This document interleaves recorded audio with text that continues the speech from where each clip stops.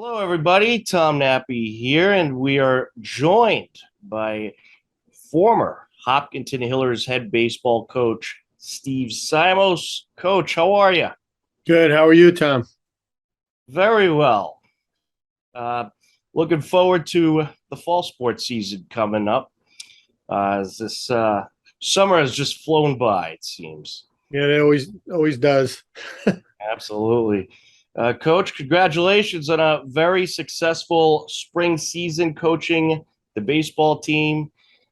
Throughout the season, you faced some COVID issues, a few injuries as well, but you made it all the way to the quarterfinals where you lost to a very good Mansfield team in a very competitive game. Can you talk about the team this past spring and what it was like to coach this group? Oh, it was great. I don't want to say they overachieved, but they had a lot on their plate. You know, the previous two teams had made it to the state championship game, which is a really hard thing to do with so many quality teams. But it started to become the expectation. I tried to temper that a little for these kids, but they had a lot of belief. Um, And I had a lot of belief as well because we had a lot of good returning starters, great senior leadership, and then obviously we lost the night before our first game. We lost Vinny Purpura, who I think was going to be one of the best pitchers in the state this year. And that's a big loss for the kids. It kind of deflated everybody, mostly because they cared so much about Vinny. But that was a big loss to overcome. But guys stepped up and they really, you know, like you said, quarterfinals, a 1-run game where we made some mistakes in the last inning. And we were, again, basically a game and an out away from being back in the finals. So, Absolutely. It was certainly a fun team to follow, as it has been for the last few years with the Hillers baseball program. There's been some great teams in the last few years.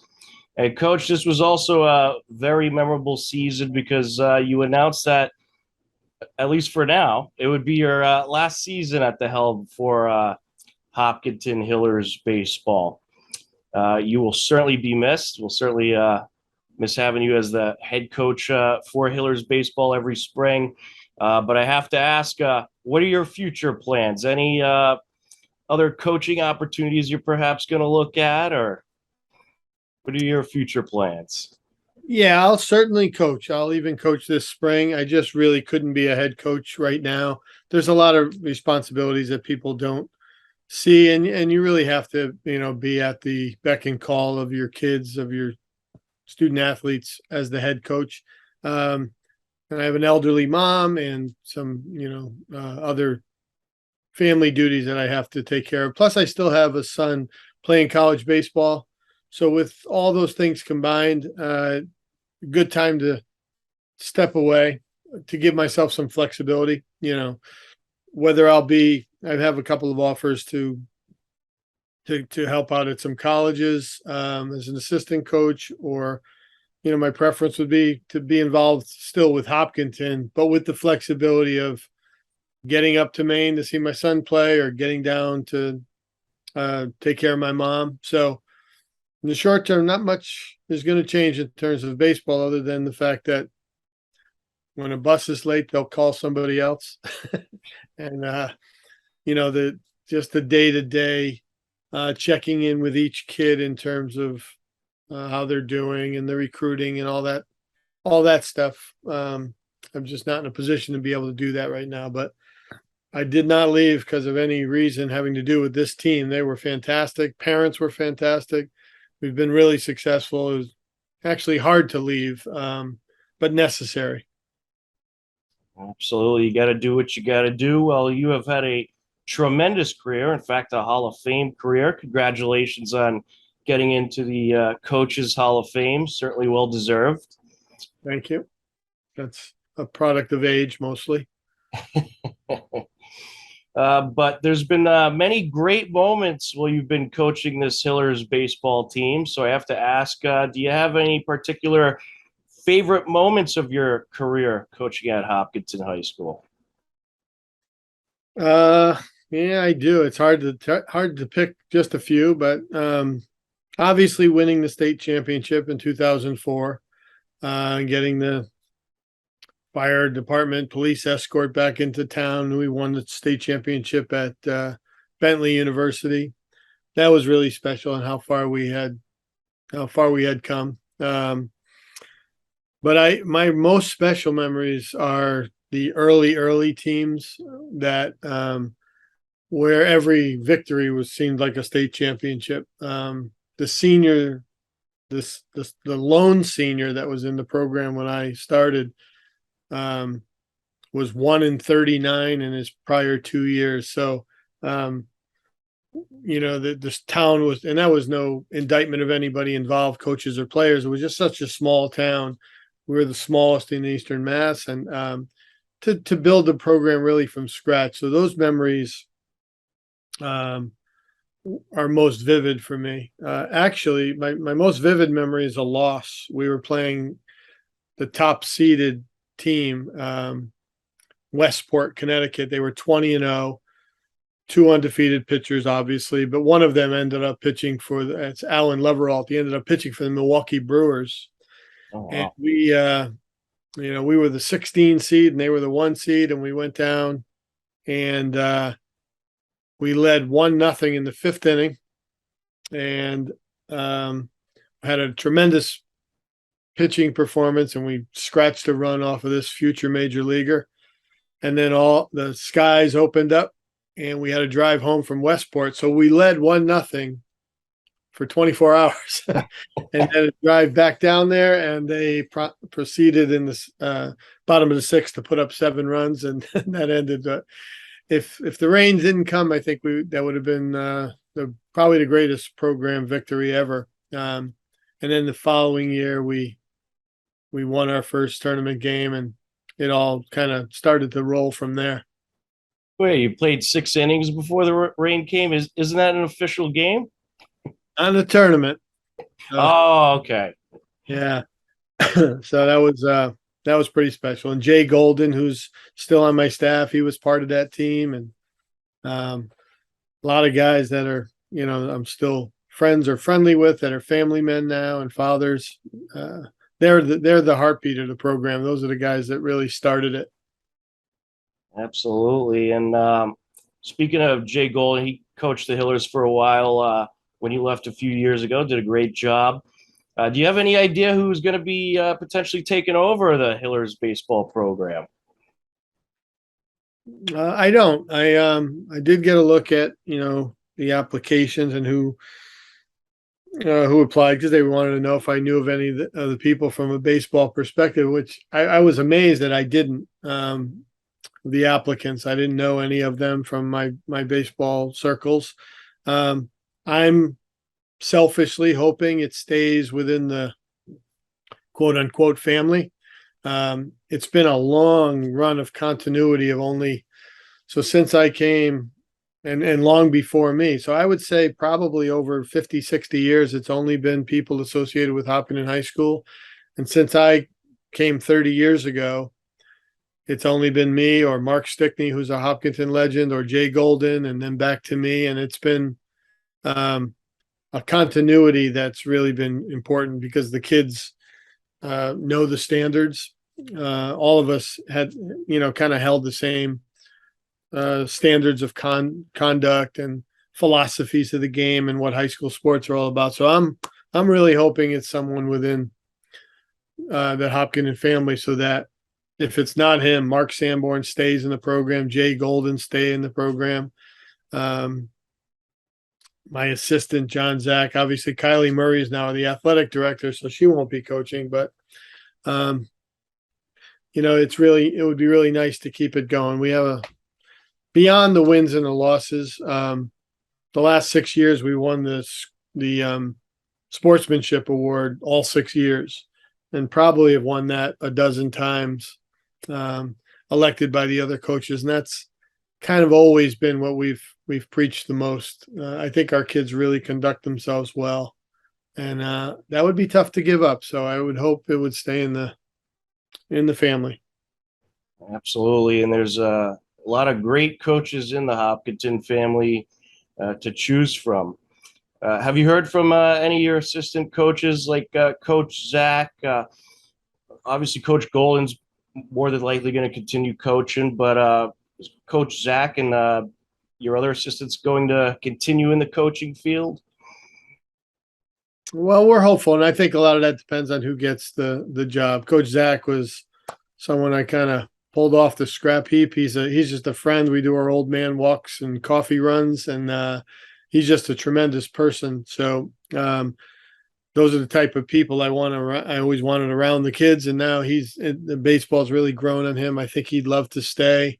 If I have my hand in it and he has his hand in it, I think Mark Sanborn and Jay Golden are the two most unsung people in that program. They don't get the notoriety, but to have a freshman in a JV program that's or JV teams that are following exactly the kind of mentality we're trying to do, it's unique to have that continuity, and it makes it incredibly easy for the head coach. So Yeah, Coach Sanborn has done a great job with the JV program, and also now he's going into his second year with the football program, and also an assistant basketball. So who yeah, knows? I could. too much on his plate. So I think he made the decision that taking on baseball as a head coach would have been too much, and I respect that. I wouldn't wish that on anybody. I've done it. I've done both as head coach, and it's difficult. I'd imagine. Yeah, he certainly does have a lot on his plate. Yeah. So, what do you think the team's going to look like next season? From the outside looking in, obviously they lost some great seniors this year. I'm assuming it's going to be a younger group, but I think it should be a pretty strong team. Any thoughts on what the team will look like next year? Yeah, I think I think it's an exciting. I'm happy about the fact that whoever takes over the program, I think the cupboard is pretty full, particularly pitching, which is, if you can only have one thing, that would be the thing to have. Right. And there's a lot of it could be as good a returning, even though all of our innings came from seniors this year. Um, the younger kids, Mark had 3 or 4 outstanding JV pitchers, some of which got time with us near the end. Plus, we had someone who would have been near the top of our rotation, Charlie Simoes. He was out coming off surgery and came back and pitched against Mansfield. So he's going to come onto the scene and shock people, and along with his younger brother and some other teammates from the JV, it's going to be a really strong pitching staff. Plus, we had guys that, like Joey Carrazza led us in most offensive categories. He's returning. Kids always seem to step up. They always seem to step up, and I think it looks good for this year. Absolutely. It should be an exciting season next year with a lot of great athletes working their way up through the system. Hillers have certainly had a strong system for many years now. Mm-hmm. So I know there has been a lot of great athletes that you have coached. So I have to ask, is there any particular athletes that stand out to you, or athletes that you just really enjoyed coaching that you would care to talk about? Oh, that's a loaded question. That's a tough one because I've had so many unbelievable kids. Few guys pop to mind because they were kind of program changers. A name that most people don't know about any longer that I attribute kind of solidifying the program was a kid by the name of Brian Libby years ago. He was only a sophomore. He was a tough kid, came in from Framingham, and he was, one of the few quote unquote baseball players that we had. It was a football town, but he was a left-handed pitcher, really, really tough, rough around the edges, but a great leader. He was a 3-year captain. Then I had, Mark Ostrander and Tyler Call came through, who were two of the best baseball players we had. Um, you know, when Mark Ostrander was here, and he's still a close friend, we had the honor of him getting some tryouts back-to-back days at Braves Stadium down in Atlanta and Yankee Stadium, and he took myself and my father along, so I got to, take my father down on the floor of Yankee Stadium. Mark had a tryout with the Yankees. Tyler went on to play for my best childhood friend down at Southern Connecticut State and ended up going to a World Series. He was another kid that kind of turned the program.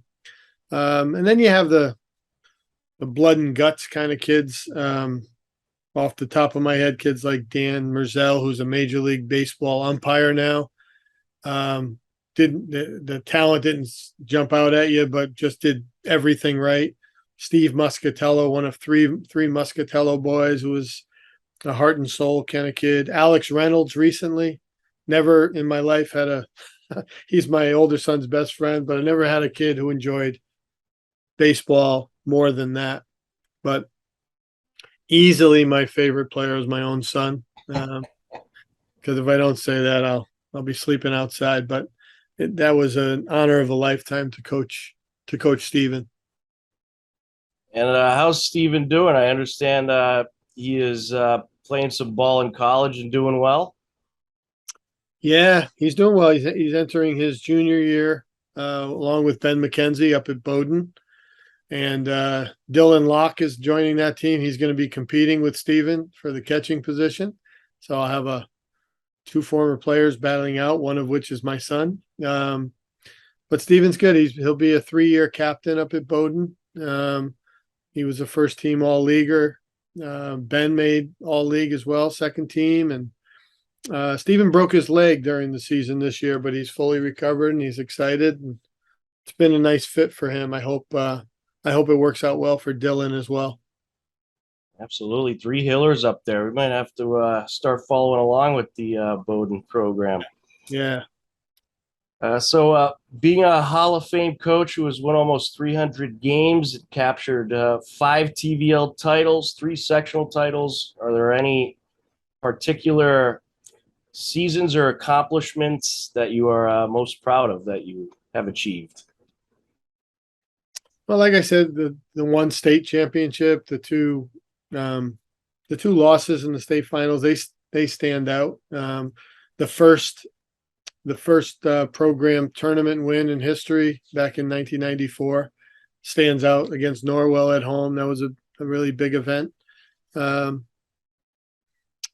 one of the things I'm most proud of was they kind of go unnoticed in my resume, but we won a South Sectional title with the girls softball team. 2000, I don't remember the year at this point. 2009 or 8 or 9 or something like that. But they were an incredible group. I think they won 24 games. That never had a more enjoyable season than that one. And my 5 years coaching the softball team, they were my winning percentage as a softball coach is much higher than as a baseball coach. They were really great athletes. Well, I feel like whatever sport or team you're coaching, they certainly get a lot of great benefits out of having you, for sure. Thank you. So speaking of coaching, what do you think are the most important attributes to become a successful coach? And what advice would you give someone that is in the infancy of their coaching career or looking to get into coaching? And I ask this especially now because there is a shortage of coaching. So they need more people to get in there. But what's some advice you would give them? Well, the advice that I got from my high school coach, who's a hero of mine, we're still close friends. He's a 2-sport Hall of Famer down in Connecticut. And when I was getting into it, he said, coach your personality. That's what he had said to me. And when I asked him to clarify that, he said, don't try to be me, be you. Because we're very different personalities. He's a more demonstrative, old school things that he wouldn't be able to get away with now. I'm not that type. I was a little tougher 30 years ago than I am now, but I'm not a screamer and a yeller. And he said, just coach your personality. The other thing is, I tell kids now, young coaches in our league, like Joe Santos over at Holliston, it took me a long time to not care so much about winning. Because a lot of times we're saying to the kids, it's more about the process. It's not the result. Just do the day-to-day things and things will work out, and just try to get better every day. But we don't adhere to it ourselves. We worry about the scoreboard. When I let go of that, coaching became much more enjoyable, where you really are looking for the silver linings in each game, the growth, the relationships. And that's the most important thing. It is truly, like teaching, the profession of relationships. You can't be a great coach if you don't have great relationships, and you're not going to have a great relationship with every kid, but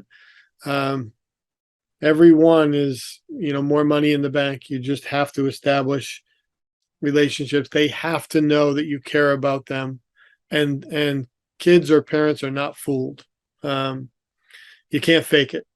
If you don't care about your players and all of your players, it becomes really obvious to them. Now, I'm sure I've had players who I didn't convey that well enough, and you always regret that, where they might not have left as happy as I would have liked. But I can assure all of my players that I truly cared about them when they were there. You just, as coaches, we have bad days and weeks and months and seasons, so it's not always conveyed the way it should be. Well, I could certainly see that you developed a great connection with the players you coached, covering the team. You did a tremendous job with this program, and I know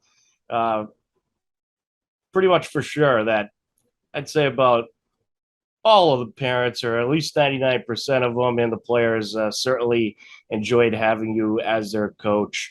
And we certainly wish you well in your future endeavors. Hopefully, we'll see you back on a baseball field somewhere coaching, or some kind of athletic field. But you did a tremendous job with this program, and you'll certainly be missed from the Hopkinton Hillers community. And thanks so much for taking the time to talk with us today. Thank you, Tom. I enjoy it. Thanks for everything you do for the programs.